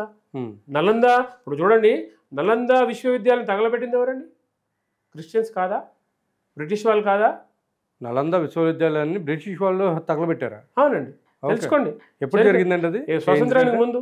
ఓకే. స్వతంత్రం ముందు తగలబెట్టారు కదా. తగలబెట్టి ఎన్ని గ్రంథాలు తీసుకెళ్ళిపోలేదు ఇక్కడ నుంచి, ఎన్ని మాకు భారతదేశానికి సంబంధించిన చరిత్రని మార్చి రాసి మెకాలయ విద్యా వ్యవస్థ వచ్చిన తర్వాత. కాబట్టి ఏం చెప్తానంటే చరిత్ర తెలుసుకోండి. మార్చినట్టు ఇప్పుడు ఎంతసేపు వాదిస్తూ ఉన్నారు. కొన్ని తప్పులు నేను కాదనట్లేదు, హిందుత్వంలో కూడా కొన్ని ఉండొచ్చు, అక్కడక్కడ ఆచార వ్యవహారాల్లో కొన్ని తప్పులు ఉంటాయి. మంచి మంచి దాంట్లో అన్నిట్లో ఉన్నాయి, అందులో కూడా ఉంది, కాదనట్లేదు. ఎక్కడో దాన్ని పట్టుకొని భూతద్దంలో చూపించి ఇదే తప్పు, ఇది మీ దాంట్లో ఇదే తప్పు, ఇదే తప్పు, హిందూవాదులు అనేసి మాట్లాడుతున్నారు. క్రైస్తవ్యం నేనేమో హిందూవాదులు కాదండి. ఇక్కడ ఉన్నటువంటి దాని ఒక పార్టీకి చెందిన, ఫస్ట్ నుంచి కూడా వాళ్ళే విదేశీ పార్టీ అండి. అది విదేశీ ఎంగిలి మెతుకులకు బతుకుతూ ఇక్కడ ఉన్నటువంటి హిందువులలో చిచ్చుపెట్టే పార్టీ అది. కాబట్టి ఆ పార్టీలు చేసినటువంటి కుట్రలో భాగమే ఈ యొక్క అంటరానితనం కానీ మత విద్వేషాలు కానీ తర్వాత ఆచార వ్యవహారాల్లో కూడా కానీ ఎక్కడో ఇప్పుడు చిన్న ఒక ఉదాహరణ చెప్తాను మీకు. ట్రైబల్ ఏరియాలో ఉంటుంది. అంటే ట్రైబల్ ఏరియాలో కొన్ని రకాల ఆచార వ్యవహారాలు ఉన్నాయి. అంటే పెళ్లి చేసుకునే ప్రక్రియలో ఏంటంటే వాళ్ళు చేయి పట్టుకుంటే మనువు అయినట్టే అని ఒక సామాజిక, అంటే దాన్ని ఏమంటారంటే ట్రైబల్స్, ఓకే, చెంచు జాతిలో ఎక్కడ ఉంది, మేము కూడా విన్నాం అది. ఇలా జరుగుతుంది అంటే అక్కడ ఆచారం అండి, ఆ గ్రామ ఆచారంలో కొన్ని జరుగుతూ ఉన్నాయి. ఇవాళ జరుగుతున్నాయా? లేదే. మరి దాన్ని ఇప్పటివరకు కూడా చూపిస్తున్నారే, 70 ఏళ్ళ నుంచి కూడా, 200 ఏళ్ళ నుంచి కూడా అదే చూపిస్తున్నారే. కాబట్టి నేనేమంటానంటే మీరు తప్పుని పదే పదే పదే పదే పదే పదే చూపించి మొత్తం వ్యవస్థ అంతా అదే అని చెప్తారా? కాబట్టి మీరు చేసే తప్పులో మీరు ఇరుకుతున్నారు ఇవాళ. కాబట్టి మీరు అవి మానుకోండి. హిందువులను దూషించే పని చేయకండి, హిందుత్వాన్ని గ్రంథాలను కించపరిచే పని చేయకండి. చేస్తే ఆటోమేటిక్గా అనుభవించాల్సి వస్తుంది. టైం స్టార్ట్ అయింది. ఇప్పుడు హిందూయిజం మీరు మాట్లాడుతున్నారు. ఇప్పుడు ఒకవేళ సపోజ్ క్రైస్తవ్యం మొత్తం లేదు అని అనుకుందాం కొంతసేపు, ఆ తర్వాత కులాల మధ్య గొడవలు రావని మీరు గ్యారంటీ ఇవ్వగలరా? సార్ ఇక్కడ వినండి, లేదనుకోండి, అనుకోవడానికి లేదండి. మన కుల వ్యవస్థ ఎట్లా ఏర్పడ్డది, మత వ్యవస్థ ఎట్లా ఏర్పడ్డది నేను చెప్తాను. ఒకప్పుడు మనకు ఈ డబ్బులు లేవండి, ఇచ్చిపుచ్చుకునే ధోరణి. నేను పండించింది నీకు ఇచ్చిన, నువ్వు పండించింది నాకు ఇచ్చి పుచ్చుకునే ధోరణిలో నడిచేది. రైట్. ఆ క్రమంలోనే కులాలుగా ఏర్పడ్డది. ఎలా అంటే కుండలు చేసేవాడు కుమ్మరి, ఇట్లా రకరకాలుగా బట్టలు వేసేవారు సాలెవాళ్ళు, ఇట్లా మనకు కులాలుగా విభజించడం జరిగింది. ఆ పని చేసుకుంటూ వెళ్తున్నాం. ఈ క్రమంలో ఏదైతే మనము ఈ వర్ణ వ్యవస్థ, మనం పనిచేసే విధానంలో వర్ణ వ్యవస్థ, వేరే క్రిస్టియన్ కానీ ముస్లిం కానీ వాళ్ళకు మతానికి తోచింది ఏర్పడ్డది. అంటే వాళ్ళ ఆధిపత్యం సాధించాలి వీళ్ళ మీద అంటూ వచ్చినటువంటి ఈ యొక్క మతాలే ఈ క్రిస్టియన్ మతం మరియు ఈ యొక్క ముస్లిం మతం కూడా. అంటే ఇప్పుడు వీళ్ళు ఏమంటున్నారంటే ఇప్పుడు జనాలు ఎవరు వచ్చినా మా దగ్గరికి మేము ఓపెన్ చేసి మేము వెల్కమ్ చేస్తున్నాము. కానీ హిందూ మతంలో అట్లా కాదు. నీ కులం ఏంటి, నీ జాతి ఏంటి, నీ మనుగడ ఏంటి, నీ వృత్తి ఏంటి, ఈ వృత్తుల గురించి అన్నింటి గురించి మాట్లాడడం అనేది ఎంతవరకు కరెక్ట్ అంటారు? చెప్తారండి. ఇప్పుడు మీరు వృత్తుల గురించి అంటే, ఇప్పుడు మీరున్నారండి, ప్రొఫెషనల్ యాంకర్ ఉన్నారు, మిమ్మల్ని యాంకర్ అంటారు కదా. రైట్. రైటర్ అన్నారు కదా, అన్నారు. కాబట్టి యాంకర్ అంటారు. కాబట్టి అలాగే ఈ వృత్తులలో ఎవరు చేసిన పని వాళ్ళు గౌరవించాలి. హిందూ సమాజంలో ఏంటంటే మీ పని ఏదైతే పని ఉన్నారో, బట్టలు వేసే వారి సాల వాళ్ళుగా, కుండలు చేసే వాళ్ళు కుమ్మరి వాళ్ళుగా, అది కరెక్టే. కానీ చులకనా భావం గురించి మాట్లాడుతున్నాను. నేను అక్కడికే వస్తున్నాను. ఇప్పుడు మున్సిపాలిటీ వాళ్ళు ఉన్నారండి, మన ప్రజెంట్ సందర్భం చెప్తున్నాను. మున్సిపాలిటీ వాళ్ళు ఏం చేస్తారు సార్? చెత్త ఊడుస్తారు. అవును. చెత్త ఊడిసిన వాళ్ళని మనం దూరం పెడుతున్నామండి? పెట్టట్లేదు కదా. లేదండి. మరి దూరం పెట్టినట్టుగా ఎందుకు చూపిస్తున్నారు? కానీ అదే చెత్త ఎత్తుకునే వాళ్ళు జస్ట్ ఒకవేళ సపోజ్ వాళ్ళ వ్యాన్ వచ్చి కార్ కొంచెం టచ్ అయినా చెత్త లకారాలు చాలా నా కళ్ళతో నేను చూశాను కాబట్టి చెప్తున్నా. అతని మీదకి లిటరల్లీ కొట్టడానికి ఎవరు ఎంతరా నువ్వు, నీ బతికెంతరా అని మాట్లాడే ధోరణి కూడా నేను చూశాను కాబట్టి మాట్లాడుతున్నా. అవన్నీ ఉన్నాయి కాబట్టి నేను మాట్లాడుతున్నా, లేకపోతే నేను మాట్లాడను. కానీ ఇప్పుడు నేను అనేది ఏంటంటే ఆడు చెత్త ఎత్తుకునేవాడు కాబట్టి ఆయన్ని ఇంతదిగా మాట్లాడుతున్నారు. కానీ నేనేమంటున్నాను, ఒకవేళ నిజంగా మనలో ఐక్యతా భావం ఉండి చెత్త ఎత్తుకునేవాడు కూడా ఒక మనిషి అనే భావన ఉంటే, చెత్త ఎత్తుకునేవాడు కూడా చెత్త ఎత్తుకునేవాడు అనుకున్నా చెత్త ఎత్తుకునే వాళ్ళు వచ్చారా అని మాట్లాడే విధానం మారుతుంది కదా. వినండి సార్, మీరు మర్చిపోతున్నారు. మన దేశ ప్రధాని ఎవరైతే మీరు అన్నారు కదా, ఈ చెత్త ఎత్తే వాళ్ళు వీళ్ళు పరిచారకులు, వాళ్ళ కాళ్ళు కడిగి అభిషేక సందర్భం మీరు అదెందుకు గుర్తించట్లేదు?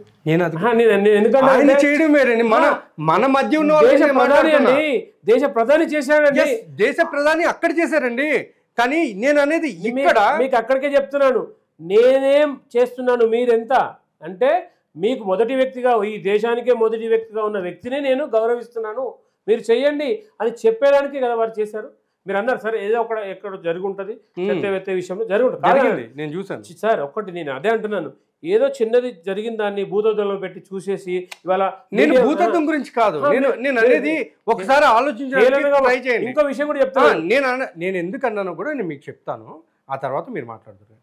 ఇప్పుడు ఎందుకన్నానంటే, రేపటి రోజు సపోజ్ కులాల మధ్య ఏదైనా వచ్చినా, లేకపోతే వృత్తిపరంగా ఏమైనా మాట్లాడినా, ఇలా మాట్లాడకుండా జాతి భేదాలు లేదా వృత్తి భేదాలు అట్లాంటివి చూపించకుండా అందరినీ సమానంగా చూసే ఈ ధోరణి ఉంటుందా ఉండదా అని నేను మిమ్మల్ని అడుగుతున్నాను. 100% హిందూ ధర్మంలో అందరూ సమానమే.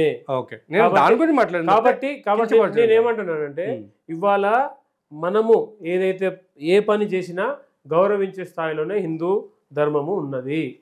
దానికి మేము క్లియర్ కట్గా ఎన్నో ఉదాహరణలు చెప్పగలుగుతాము. ఒక పెళ్ళి అయితే, ఒక పెళ్ళి ఇంట్లో జరిగితే అన్ని కులాల వాళ్ళు వచ్చి సహకార్యాలు చేయాలి. సూపర్. చేయాలా చేయొద్దా? చేయాలి. కుండలు ఇవ్వాలి, బియ్యం పోసే వాళ్ళు చేయాలి, సాకల వాళ్ళు పని చేయాలి. కాబట్టి ఇది ఎక్కడ విద్వేషం లేదండి. అలానే ఆచార వ్యవహారాలు పెద్దవాళ్ళు ఏం చేశారంటే కలిసికట్టుగా ఉండమని చెప్తున్నారు. ఉన్నాం కూడా. ఇవాళ ఆచార వ్యవహారాలు కులాల మధ్యలో కానీ ఎక్కడ లేవండి. కొంతమంది సోకాల్డ్ వీళ్ళు పెట్టిన చుచ్చే దీనికి కారణం అంతా కూడా. Okay, super. I really appreciate for that word. కానీ ఒక మాట అండి, నాకు సంబంధించిన నాకేమనిపిస్తుంది అంటే అసలు కులాలు అనేది ఉండకుండా పోతే బాగుంటుంది అనిపిస్తుంది. దాంట్లో వెళ్తే దానికి రీజన్ ఎందుకంటే ఇప్పుడు మనం చూస్తున్నాం పాశ్చాత్య దేశాలు ఎన్నో చూస్తున్నాం మనం.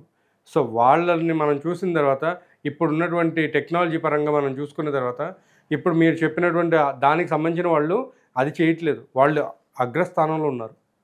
సో ఎప్పుడు అగ్రస్థానంలో ఉన్న వాళ్ళు ఎక్కడున్నారు అంటే వీళ్ళ స్థానంలోకి వెళ్తున్నారు.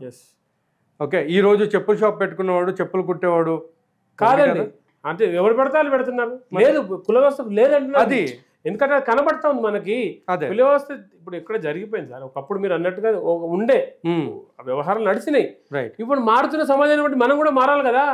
కాబట్టి నేనేమంటానంటే పాతది ఎప్పుడుతో చూపించుకుంటూ ఇవాళ బూచిగా చూపిస్తూ మత విద్వేషాలు ఎందుకు రెచ్చగొడతారు అంట. అది తప్పని అంటే ఇప్పుడు నేను అదే అంటున్నాను.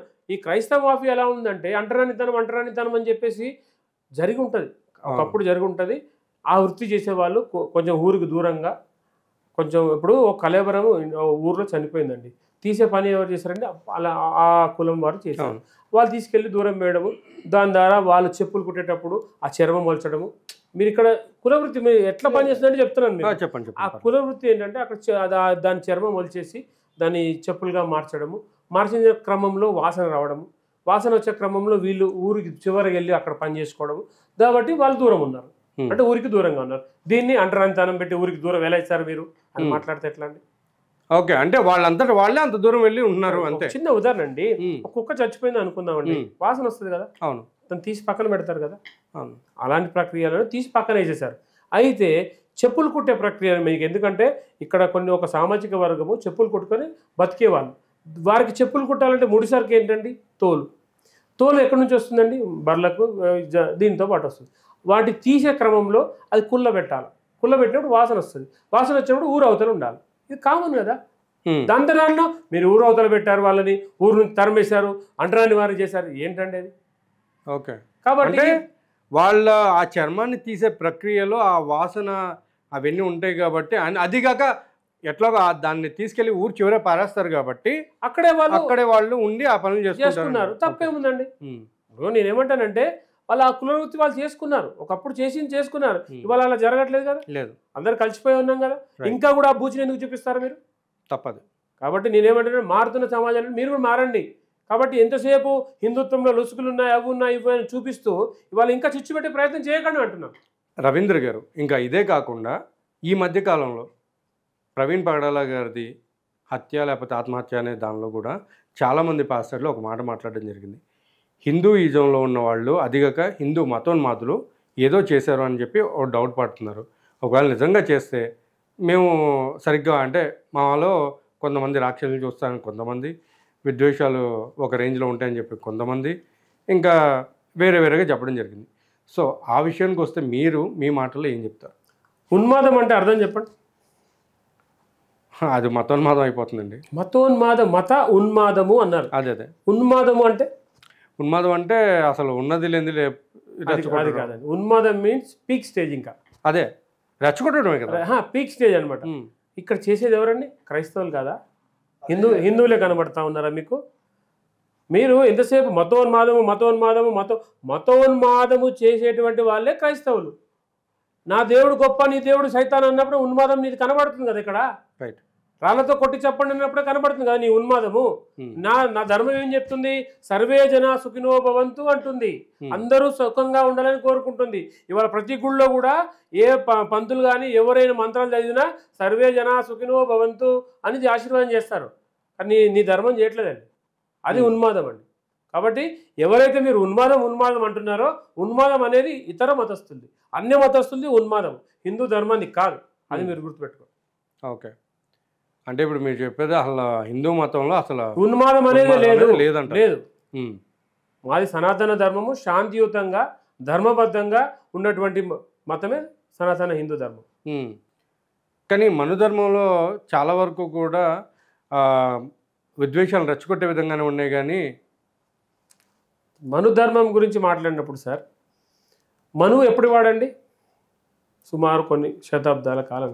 అప్పటి పట్టుకొచ్చి ఇంకా ఇప్పుడు మను అంటారండి. నేనేమంటానంటే, మీరు ఏదైతే అంటే ఎలాబరేట్ చూపించాలా అనే కారణము ఎంతసేపు అందులో మంచి కూడా ఉందే, అది చెప్పట్లేదే. రైట్. నేనేమంటానంటే మనుధర్మం అన్నారు. మనుధర్మం పూర్తిగా చర్చ పెడితే అందులో నిష్ణాతులు చాలామంది ఉన్నారు మా వాళ్ళు. అవును. కాబట్టి వాళ్ళు డెబిట్కి వస్తారు. రండి, మనుధర్మం మీద అవగాహన ఉన్న వాళ్ళు రండి. మేము కూడా మా దాంట్లో అవగాహన పిలుస్తాం, ఖచ్చితంగా పిలుస్తాం, పిలిచి మాట్లాడతాం. మనుధర్మం మీద చర్చ పెడదాం. చర్చకు ఎవరు రారే?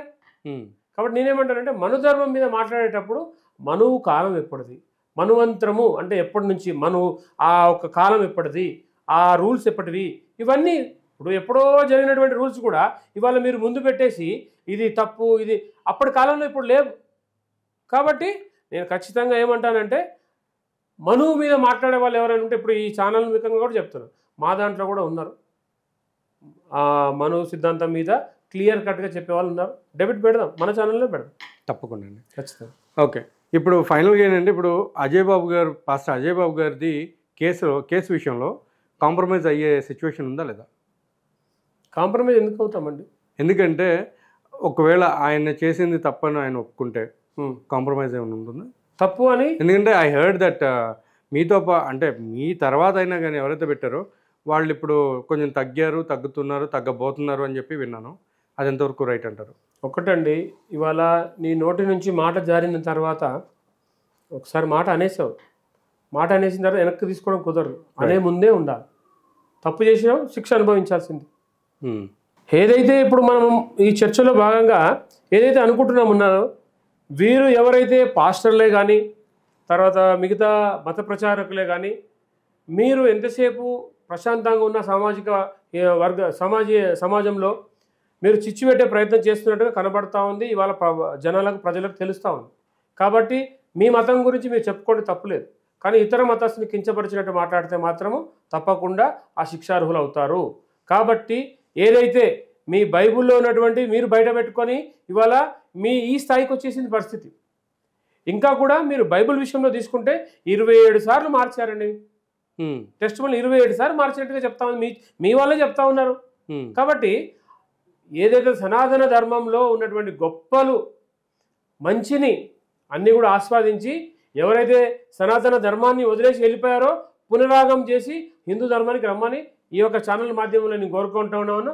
ముఖ్యంగా సనాతన ధర్మం గొప్ప తెలుసుకొని రమ్మంటున్నాను. అక్కడికి వెళ్ళిన తర్వాత ఎన్ని రకాలుగా బాధలు పడుతున్నారో కక్కలేక మింగలేని పరిస్థితిలో ఉన్నారు. కాబట్టి హిందూ సమాజమా, ఈరోజు మీరు ఎవరైతే మతం మార్చుకొని ముందుకెళ్లారో తిరిగి మన ఈ యొక్క సనాతన ధర్మంలోకి రావాల్సిందిగా మేమందరికీ కూడా స్వాగతిస్తా ఉన్నాం. మంచి మాటలు చెప్పారు. ఇక్కడ ఇంకొక విషయం ఏంటంటే, కేసు విషయంలో వచ్చేసరికి ప్రవీణ్ పగడాల గారి విషయంలో కానివ్వండి, లేకపోతే ఇప్పుడు అజయ్ బాబు గారి విషయంలో కానివ్వండి, జరిగింది అసలు ఏంటి? యాక్చువల్గా జరిగింది ఏంటంటే, మేము ఫస్ట్ అనుకున్న విషయమే. ఇక్కడ ఏంటంటే అతను విద్వేషపూర్వకంగా రెచ్చగొట్టి చేశాడు, అతని మీద కేసులు పెట్టాము, అయిపోయింది. ఈ యొక్క ప్రవీణ్ పగడాల విషయంలో కూడా క్లారిటీ లేకుండా ఫస్ట్ పాస్టర్లంతా రెచ్చగొట్టేశారు. రెచ్చగొట్టినప్పుడు అది హిందూ సమాజానికి తీవ్రమైనటువంటి అబాఢంగా మేము భావించాము.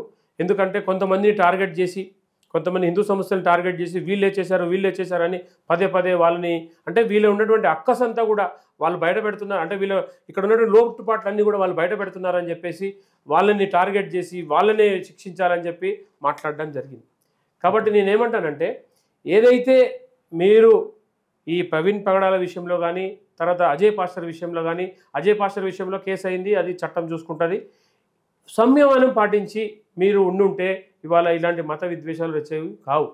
ఇవాళ 2 రాష్ట్రాల్లో ఉన్నటువంటి ప్రభుత్వాలను కూడా మీరు కదిలించిన పరిస్థితి ఉంది మీ యొక్క మాటల ద్వారా. శాంతి శాంతి అన్నారు, ఎక్కడ శాంతిగా ఉన్నారు? ఎక్కడ శాంతిగా లేరు. ఇప్పటికైనా ఎవరైతే పాస్టర్లు రెచ్చగొట్టే విధంగా మాట్లాడుతున్నారో వాళ్ళందరూ కూడా మీరు ఒళ్ళు దగ్గర పెట్టుకొని మాట్లాడాల్సిన అవసరం ఎంతైనా ఉంది. మీరు అభియోగం చేస్తున్నారు, ఒకరి మీద ఎలాంటి ఆధారం లేకుండా అభియోగం చేస్తూ ఉన్నారు. కాబట్టి దీన్ని మీరు గుర్తించండి. మీ అభియోగం అంతా కూడా ఒక అభియోగంగానే ఉంటుంది. కాబట్టి నిజ నిజాలు బయటకు వచ్చిన తర్వాత ప్రభుత్వం తీసుకునేటువంటి నిర్ణయం మీరు దాన్ని కంపల్సరీ ఆహ్వానించాల్సిందే. ఎందుకంటే ప్రభుత్వం ఎవరు ఒక సామాజిక వర్గానికి కాదండి, వాళ్ళు అన్ని విధాలుగా ఉన్నారు. గత ప్రభుత్వంలో చూసినట్టయితే 200 గుళ్ళ మీద దాడులు జరిగినాయండి. ఇంతవరకు దాని మీద న్యాయం జరగలేదండి. అంటే దాడులు చేసినంత పిచ్చోళ్ళు అంటూ ఉన్నారు. మరి అలా అనట్లేదు కదా, ఇక్కడ చూస్తున్నారు కదా. న్యాయం ప్రతి ఒక్క ఎవిడెన్స్ పరీక్షిస్తున్నారు.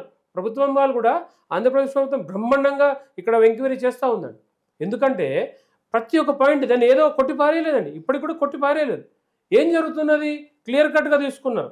300 కెమెరా సీసీలో ఫుటేజ్ చూస్తూ ఉన్నారు, మీ ఫోన్ కాల్స్ చూస్తూ ఉన్నారు. ఇదంతా కూడా ట్రాష్ అంటే ఎట్లా అండి?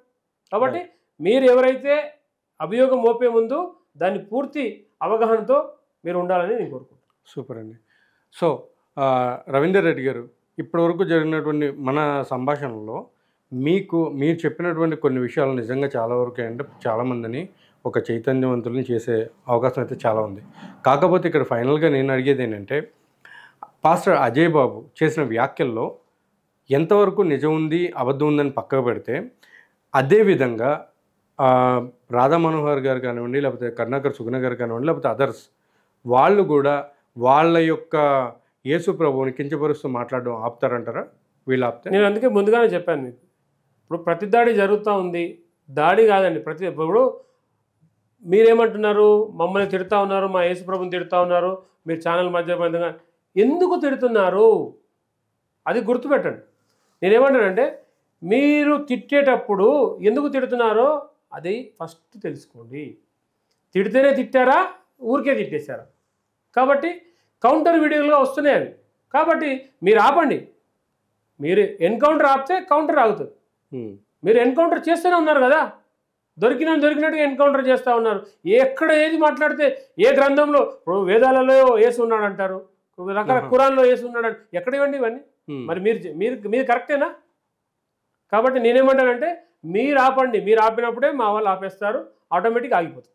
అంటే ఇప్పుడు హిందువుల్లో కూడా ఏంటంటే రామరాజ్యాన్ని స్థాపిస్తా అని చెప్పేసి అప్పట్లో రంగరాజన్ గారి మీద, పూజారి రంగరాజన్ గారు ఎవరైతే ఉన్నారో చిలుకూరు టెంపుల్కి సంబంధించి, సో ఆయన మీద దాడి చేయడం జరిగింది వెళ్ళి. సో మరి వాళ్ళు కూడా హిందూసే కదా, మరి వాళ్ళు అంత ఇదిగా చేయడం అనేది మీరు ఆ టైంలో ఖండించారు దాన్ని, లేకపోతే వెళ్ళి? 100% ఖండించానండి. తప్పు ఎవరు చేసినా తప్పే. మేము వెళ్ళాం, రంగరాజన్ గారు కలిసాం. అప్పుడు అతను జైల్లో ఉన్నాడు, శిక్ష పడింది. అంటే అతను ఎవరైతే కంప్లైంట్ చేశారో కంప్లైంట్ చేసి జైల్లో ఉన్నాడు, అతను అనుభవిస్తున్నాడు. అగ్రెసివ్నెస్ ఎవరికైనా తప్పే.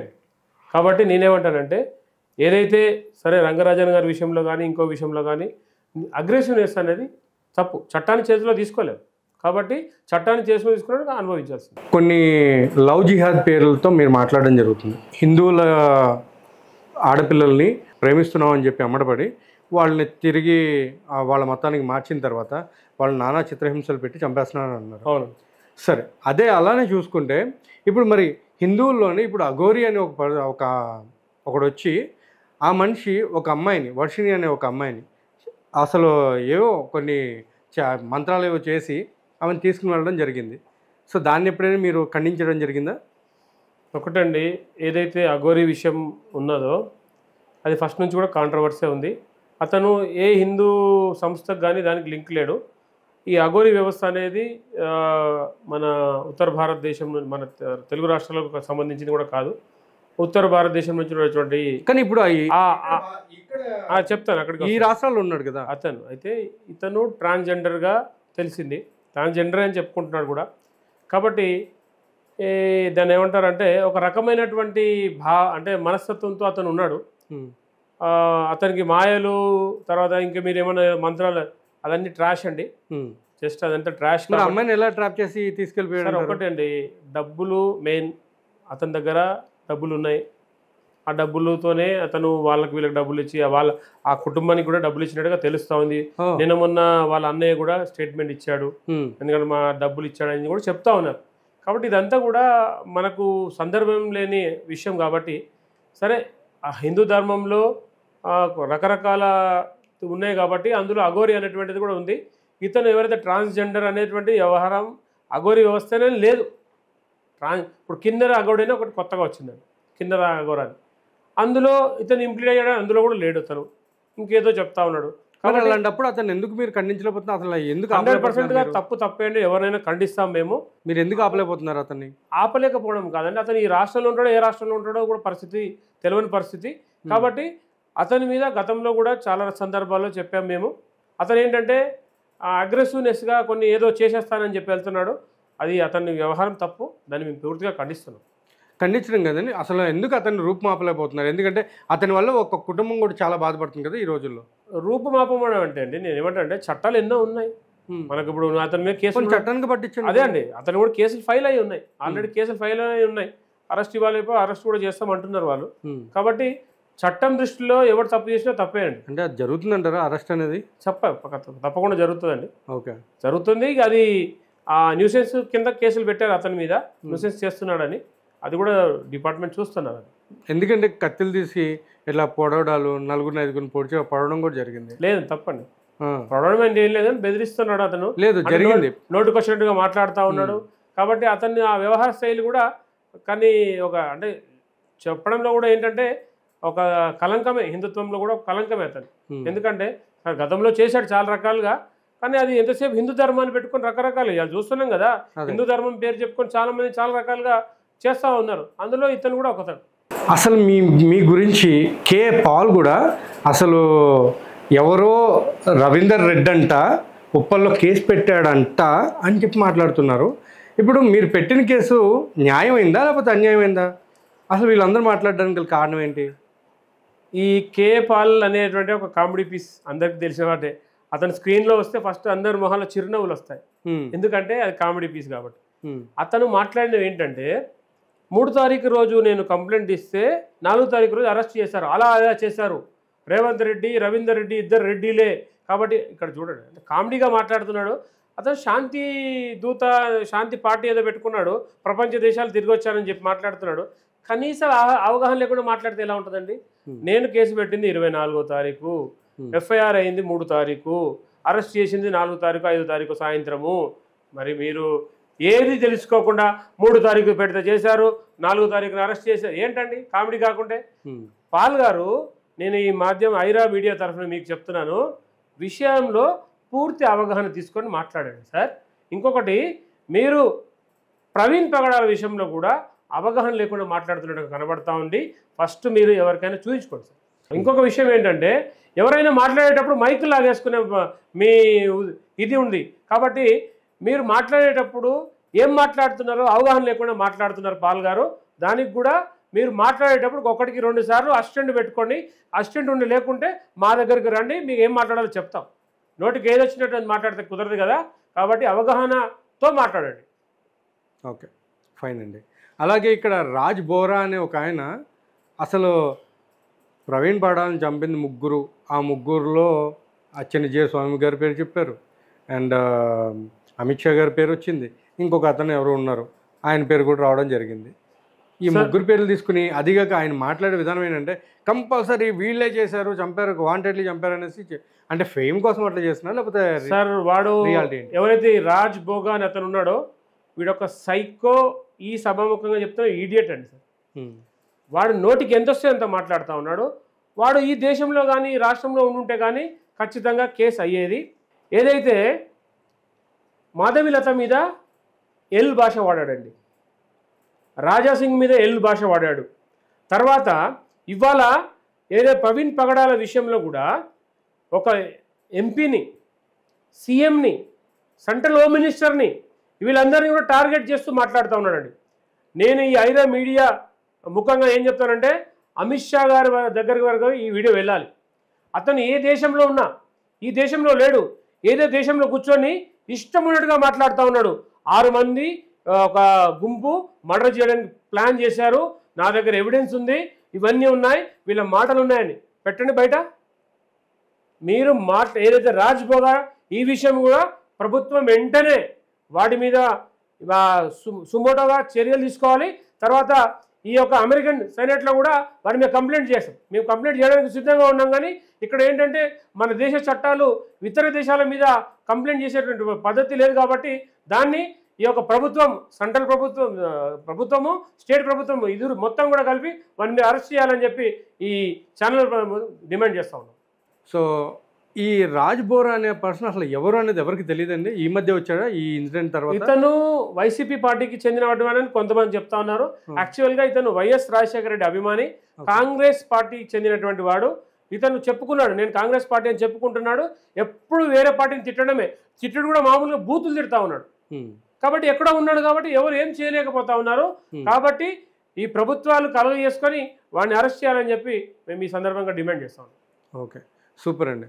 సో ఇలాంటి వాళ్ళు వస్తూనే ఉంటారు, పోతూనే ఉంటారు. కాకపోతే నిజాలు అనేది బయటికి రావాలనేది నిజంగా కోరుకుంటూ, మీరు ఏదైతే ఇప్పుడు మొదలు పెట్టారో అది సక్సెస్ఫుల్ కావాలని కోరుకుంటూ థ్యాంక్ యూ సో మచ్. చాలా సంతోషం అండి.